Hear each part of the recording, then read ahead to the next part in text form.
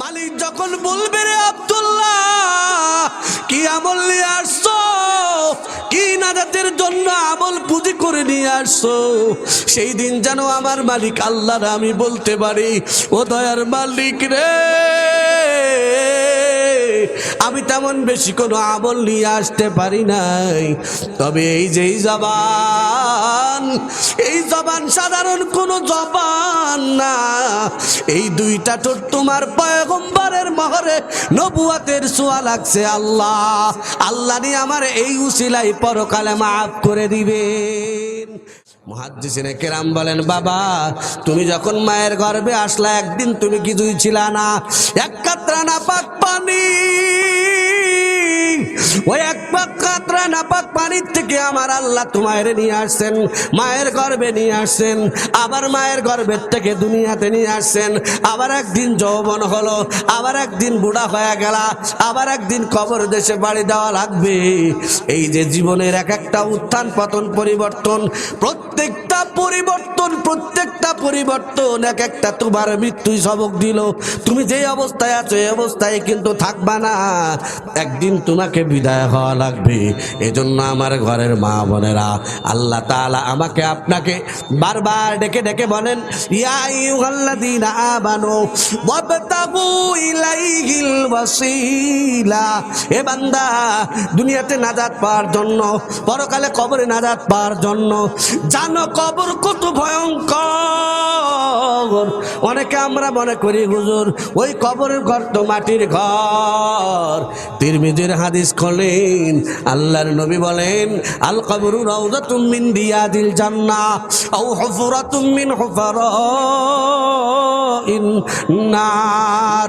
মায়ার নবী বলেন, কবর দেখো, ওই যে মসজিদের পাশের কবর, তোর বাপের কবর, তোর মায়ের কবর, তোর ভাইয়ের কবর, তোর বন্ধুর কবর দেখো, এগুলো কোনো না একটাও কিন্তু মাটির ঘর না। যদি ঈমান আমল মজবুত করে যেতে পারো, যদি নামাজ কালাম সাথে নিয়ে যেতে পারো, যদি কোরআনকে সাথে নিয়ে যদি বানায় যেতে পারো, এ আমার ঘরের মা, একজন হাফিজ কোরআনের মা হয়ে যদি যেতে পারো, একজন হাফিজ কোরআনের বাবা হয়ে যদি তুমি কবরে যেতে পারো, এ আমার যুবক ভাই, একজন হাফিজ কোরআন, একজন আলেমের, একজন ইমাম সাহেবের ভাই হয়ে যদি কবরে যেতে পারো, আল্লাহর কসম ওই দিন কিয়ামতের ময়দানে আল্লাহর নবী বলেন, চার দল রে আল্লাহ তাআলা সুপারিশ করে জান্নাতে নেওয়ার ক্ষমতা দিবেন। এক নম্বর নবীরা, দুই নম্বর ওলিরা, তিন নম্বর উলামায়ে কেরাম, চার নম্বর হাফেজরা, পাঁচ নম্বর শহীদরা। এই হাফিজ কোরআনের যদি মা হতে পারো, হাফিজ কোরআনের বাবা যদি হতে পারো, হাফিজ কোরআনের বোন যদি হতে পারো, ভাই হতে পারো, সেদিন কিয়ামতের ময়দানে যখন হাতে পায়ে জাহান্নামের শিকল লেগে যাবে, হাতে পায়ে যখন জাহান্নামের শিকল লেগে যাবে, আল্লাহ তোমার ভাই হাফিজ কোরআন তাকায় দেখবি আপুর ভাই, যেই ভাই দ্বারা কষ্ট করে মাথার ঘাম পায়ে ফেলা টাকা দ্বারা মাদ্রাসায় লেখাপড়া করাতো, আলেম বানাইলো, তাকায় দেখবে যেই বাড়ি থেকে খাওয়া পড়া করে, যেই বাড়ি লজিং থেকে হাফেজে কোরআন হলো, ওই বাড়িওয়ালার হাতে পায়ে জাহান্নামের শিকল লাগায়া জাহান্নামের ফেরেশতা টানতে টানতে ওই জাহান্নামের দিকে নিয়ে যায়। আল্লাহকে বলবে, রে মালিক, আমার লজিংওয়ালা ভাই, খবরদার খবরদার তারে জাহান্নামে নিতে পারবা না, কারণ এই আমার লজিংওয়ালা বাবা, বৃদ্ধ বাবা, সেই বেচারা যদি না খাওয়াইতো গো, আজকে আমি হাফিজ কোরআন হইতে পারতাম না। ও দয়ার মালিক আল্লাহ, তুমি তো আমার সুপারিশ করার অনুমতি দিছো, আমি আমার লজিং রে ওলারে নিয়ে জাহান্নাম থেকে জান্নাতে তারে নিয়ে যেতে চাই। আল্লাহ বলবেন, তোর যার যার মনে চায়, তোর সাথে যাদের যাদের সম্পর্ক আছে, নবী বলেন এমন মানুষগুলাকেও সে সুপারিশ করে জান্নাতে নিয়ে যাবে। কদ ওয়াজাবাত লাহুন নার, আবু দাউদ শরীফ, বুখারী শরীফের হাদিস।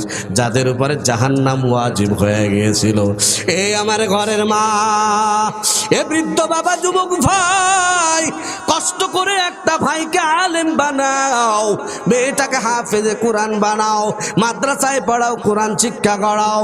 কসম আল্লাহর, এই সন্তানের মা যদি হয়ে যাইতে পারো, কবরে যাওয়ার পরে কোরআন তোমার পক্ষে সাফাই গাইবে।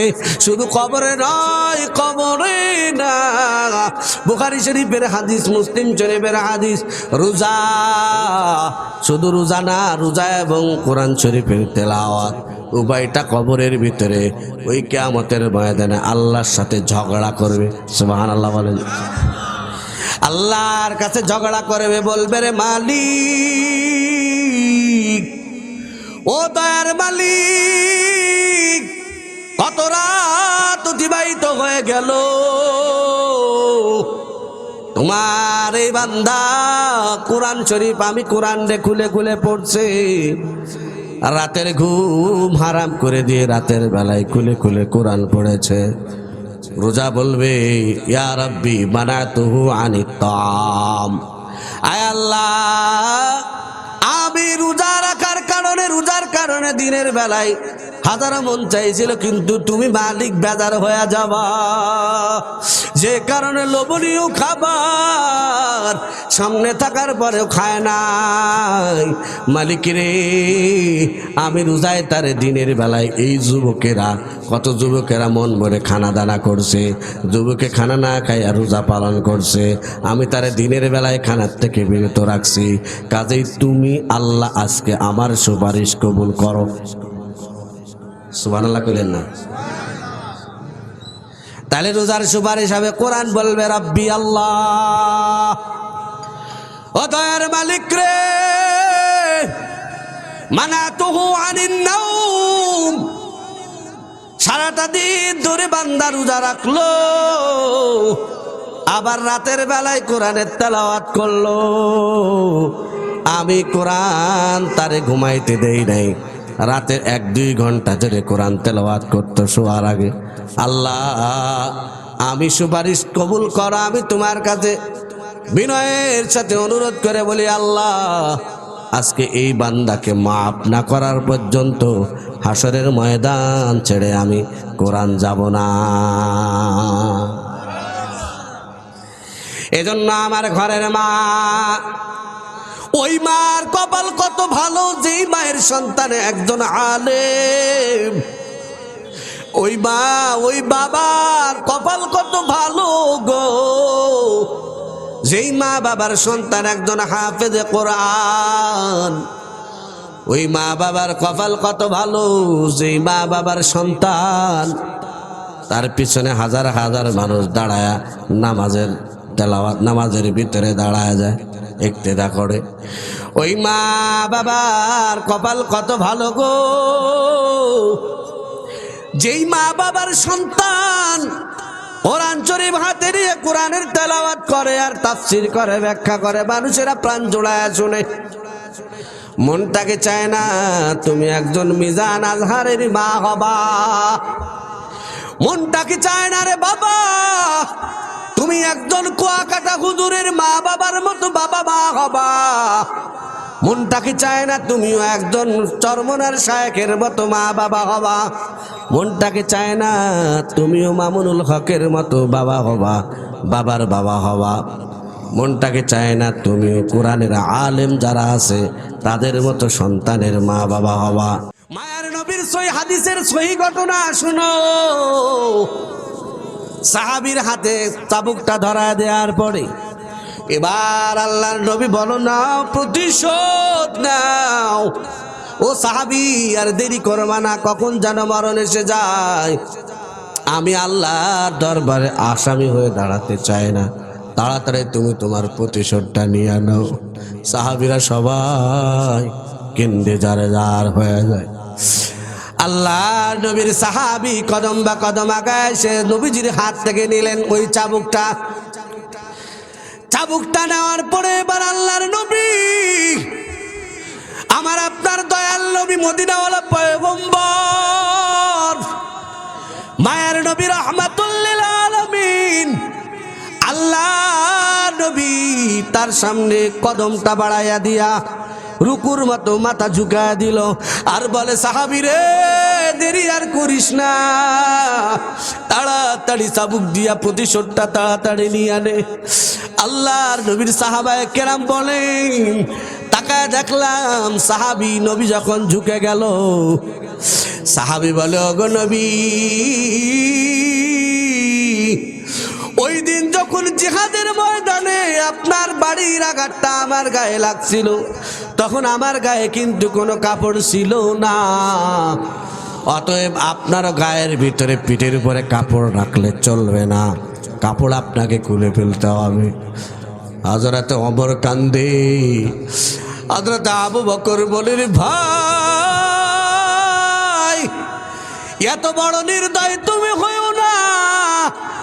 যে মায়ার নবীর পিঠের ভিতরে নয়, শুধুমাত্র তার শরীরের উপরে পোকা মাকড় বসা পর্যন্ত, মাছি বসা পর্যন্ত হারাম, সেই মায়ার নবীর শরীর আলগা কইরা কেমনে মারবি?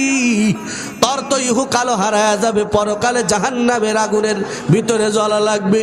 এর সাহাবী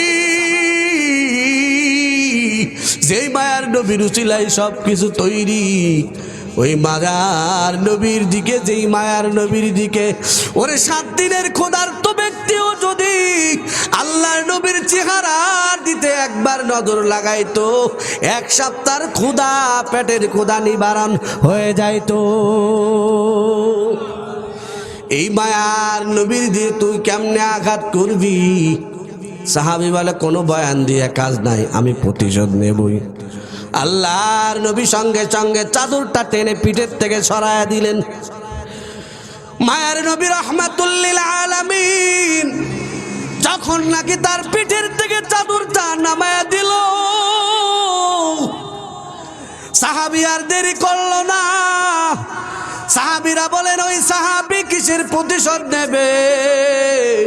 হাতের থেকেই ওই চাবুকটা দূরে ছুঁড়ে ফেলায় দিল। দূরে ছুঁড়ে ফেলায় দিয়ে এবার আল্লাহর নবীকে পিছন দিক দিয়ে আঞ্জা করে ধরলো, জড়ায় ধরলো।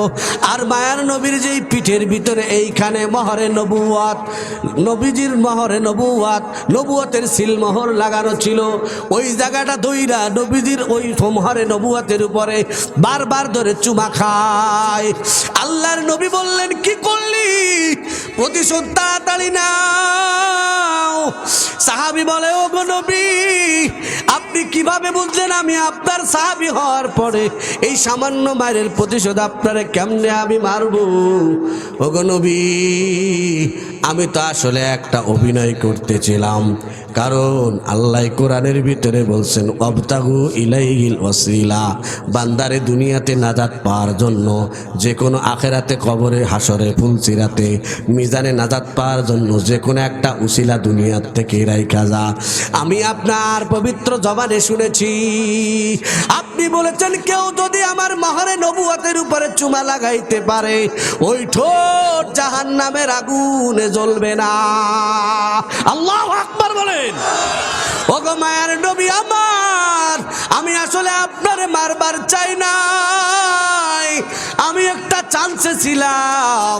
ও নবী, আমি দীর্ঘদিন পর্যন্ত অপেক্ষা করতেছিলাম, কোন দিন একটু সুযোগ পায় আপনার মহরে নবুয়তের উপরে আমার এই ঠোঁটের মাধ্যমে চুমা লাগাইতে পারবো। আর ওই হাসরের ময়দানে যখন আমার মালিকের সামনে উঠব, মালিক যখন বলবে, রে আব্দুল্লাহ, কি আমল নিয়ে আসছো, কি নাজাতের জন্য আমল পুঁজি করে নিয়ে আসছো, সেই দিন যেন আমার মালিক আল্লাহ আমি বলতে পারি, ও দয়ার মালিক রে, আমি তেমন বেশি কোনো আমল নিয়ে আসতে পারি নাই, তবে এই যে জবান, এই জবান সাধারণ কোনো জবান না, এই দুইটা ঠোঁট তোমার পয়গম্বরের মহরে নবুয়তের ছোঁয়া লাগছে। আল্লাহ, আল্লাহ নিয়ে আমার এই উসিলাই পরকালে মাফ করে দিবেন। মায়ের নবী বলেন, সাহাবী, আমি সাক্ষী দিলাম আল্লাহ তাআলা তোরে জাহান্নামের আগুনে জ্বালাবে না। সুবহানাল্লাহ বলেন। ওয়াবতাগু ইলাইহিল ওয়াসিলা। দুনিয়াতে নাজাত পাওয়ার জন্যই পরকালে ফুলসিরাতে আসরে নাজাত পাওয়ার জন্য যে কোনো একটা উসিলা রাইখা যাও। আল্লাহর বান্দাদেরকে আল্লাহ ছোট্ট ছোট্ট বিভিন্ন আমলের কারণে কিন্তু নাজাত দিয়ে দিবেন।